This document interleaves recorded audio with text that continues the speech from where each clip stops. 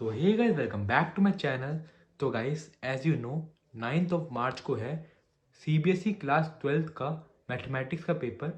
तो इसके रिगार्डिंग बहुत क्वेरीज आ रही थी कि मैथ्स के पेपर के लिए कैसे अप्रोच करना चाहिए इन board point of view.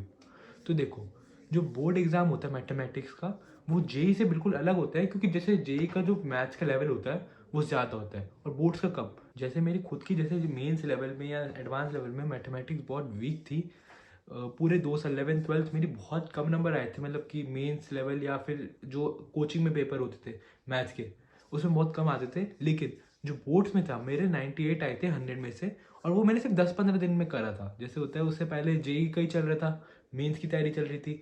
Mains खत्म होने के बाद ही शुरू करा था बोर्ड्स का, वो भी 5-6 दिन बाद ही शुरू करा था। तो देखो, मैथ्स में नंबर लाना ईजी है।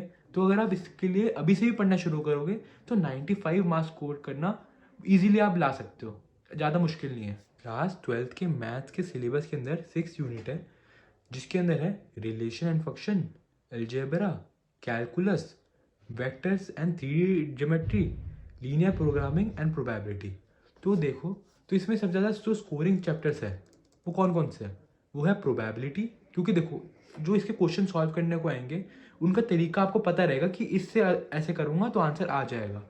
और लीनियर प्रोग्रामिंग का एक क्वेश्चन आएगा और वो स्कोरिंग रहता है लीनियर प्रोग्रामिंग। बस जो क्वेश्चन आता है वो थोड़ा लंबा आता है, तो उसमें दिक्कत आती है कभी बार समझने में। नहीं तो ग्राफ का क्वेश्चन आ जाता है इससे, लीनियर प्रोग्रामिंग से। तो ये स्कोरिंग चैप्टर है, आप आराम से कर सकते हो अगर इसको ढंग से कर लो। एनसीईआरटी का जैसे जो पहली एक्सरसाइज है वो ग्राफ के ऊपर ही है मेनली, तो वो आप अगर कर लोगे तो आप ये वाला जो चैप्टर है इसका क्वेश्चन आराम से निकाल लोगे।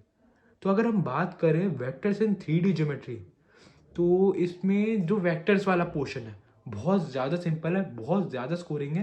सिंस प्लेन्स तो आ नहीं रहा वेक्टर्स इन 3 डायमेंशन में, क्योंकि ये 2023 में ही हट गया था। तो स्कोरिंग चैप्टर है ये भी, जिसके 14 मार्क्स है। ये इसमें एक दो क्वेश्चन आएंगे वो आपके एमसीक्यू में आएंगे, वहाँ पे गलती हो सकती है अगर आपने जल्दबाजी करी। नहीं तो वैसे तो आपके नहीं कटने चाहिए। अगर आप मेन पेपर देखें उसमें ये स्कोरिंग ही है। तो जो रिलेशंस एंड फंक्शन चैप्टर है वो 3 चीज़ों पे आपके क्वेश्चन पूछेगा। एक होगा रिफ्लेक्सिव, सिमेट्रिक और ट्रांजिटिव। ये तो एमसीक्यू में आ सकता है कि ये रिलेशन बताओ, इक्विवेलेंस रिलेशन है या फिर ट्रांजिटिव रिलेशन है या नहीं है, इसके रिगार्डिंग ही क्वेश्चन आएगा। और उसके अलावा जो अलजेब्रा होता है इसके अंदर एक चैप्टर आता है मैट्रिसेस का। जो मैट्रिसेस का चैप्टर होता है बहुत स्कोरिंग होता है। इसमें आपको कुछ नहीं करना होता, बस आपको डिटर्मिनेंट निकालना होता है और आपको ये पूछ लेगा कि यूनिक सोल्यूशन है, इनफाइनाइट सोल्यूशन है, ज़्यादा से ज़्यादा। तो जो मैथ्स का बोर्ड एग्जाम होता है वो 80 मार्क्स का होता है।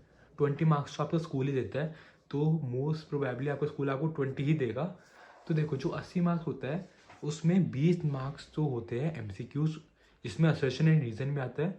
जो असर्शन एंड रीज़न होता है वो थोड़ा ट्रिकी होता है, क्योंकि मेरा भी एक नंबर, जो मेरे 2 नंबर कटे थे लास्ट टाइम, वो एक असर्शन एंड रीज़न में कटा था और एक एमसीक्यू में कटा था।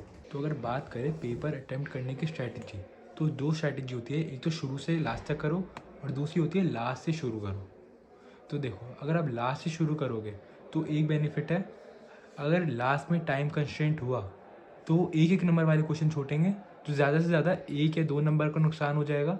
लेकिन अगर आप शुरू से कर रहे हो पेपर और लास्ट में टाइम नहीं बचा, तो एक भी क्वेश्चन छूटने पर आपका 4 से 5 नंबर का मिनिमम नुकसान हो रहा है। तो इसलिए मैं एडवाइस करूँगा लास्ट से पेपर शुरू करना। तो अगर आप सेक्शन ई से शुरू कर रहे हो तो सबसे पहले आती है केस स्टडी। तो केस स्टडी में क्या रहता है, आप जितने हो सके उतने क्वेश्चन की प्रैक्टिस करके जाना, क्योंकि वहाँ पे क्या होता है, क्वेश्चन की लैंग्वेज समझ नहीं आती। जैसे मेरे एक दोस्त के साथ क्या हुआ था, उसको एक क्वेश्चन ही समझ नहीं आया कि क्वेश्चन पूछ क्या रहा है, जिसके कारण उसके 4 नंबर डायरेक्ट कट गए थे। उसके बाद सेक्शन डी आता है, जो होता है 5 नंबर वाले क्वेश्चन, और वो सिंपल ही होते हैं। अगर आप ध्यान से देखो तो वो थोड़े लेंदी रहेंगे, बस लेंदी रहते हैं, जिसके कारण थोड़ा टाइम वहाँ जाता है। कि थोड़ा टाइम ले लेके अगर करोगे आराम से, तो आराम से आप 5 नंबर सिक्योर कर सकते हो उसमें, एक एक क्वेश्चन में। इसके बाद आप सेक्शन डी निपटा लोगे, उसके बाद जाना सेक्शन सी में। और हाँ, ये नहीं एक क्वेश्चन पे लग गए 10 मिनट लग गए, अगर आंसर नहीं निकल रहा तो थोड़ी स्पेस छोड़ दो उस क्वेश्चन के लिए और आगे बढ़ जाओ, क्योंकि फिर लास्ट में ही टाइम देना। मैंने भी ये करा था, सेक्शन डी में एक क्वेश्चन था जो बहुत लंबा सॉल्व हो रहा था, 2-3 पेज लग गए थे उस पर। तो मैंने उसका और पेज छोड़ दिया, मतलब आधे से एक पेज छोड़ दिया, और लास्ट में जब मेरे पास टाइम बचा तब वो क्वेश्चन अटैम्प्ट करा था। इसके बाद आती है सेक्शन सी और बी, जो वही होते हैं 2 या 3 नंबर वाले क्वेश्चन होते हैं, वो भी सेक्शन डी की तरह होता है, बस थोड़े आंसर्स जो आप निकालोगे जल्दी जल्दी निकल जाते हैं, इसमें ये रहता है। और फिर लास्ट में आता है सेक्शन ए, जो होते हैं एमसीक्यूज या असर्शन एंड रीजंस। तो जो एमसीक्यूज और असर्शन एंड रीजन में असर्शन एंड रीजन की प्रैक्टिस करके जाना, क्योंकि जो ये 2 क्वेश्चन होते हैं ये थोड़े ट्रिकी होते हैं, इसमें समझ नहीं आता कि ऑप्शन ए होगा या बी होगा, कि आर इज करेक्ट एक्सप्लेनेशन होगा ए का या नहीं होगा। ये फिगर आउट करने में कभी बार गलत हो जाता है ये, तो इसलिए इसकी प्रैक्टिस करके जाना असर्शन एंड रीजन की।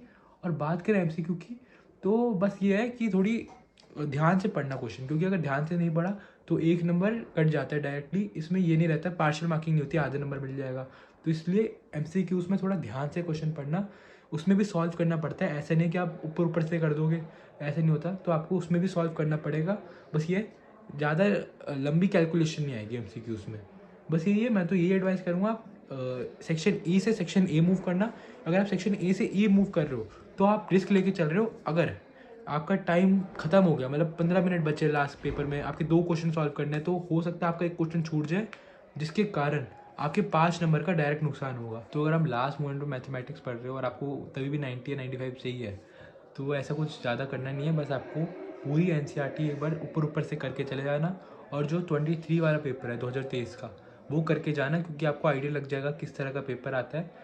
अगर आप हर PYQs नहीं लगाना चाहते तो 23 वाला तो लगा के ही जाना, क्योंकि 1 साल पहले का पेपर अगर आप देख करके जा रहे हो तो आपको आइडिया लग जाएगा किस हिसाब से पेपर आता है। तो चलो इसी साथ वीडियो को एंड करते हैं। अगर आपने यहाँ तक वीडियो देख लिया तो प्लीज़ वीडियो को लाइक कर देना, शेयर कर देना and subscribe to my YouTube channel. Thanks for watching.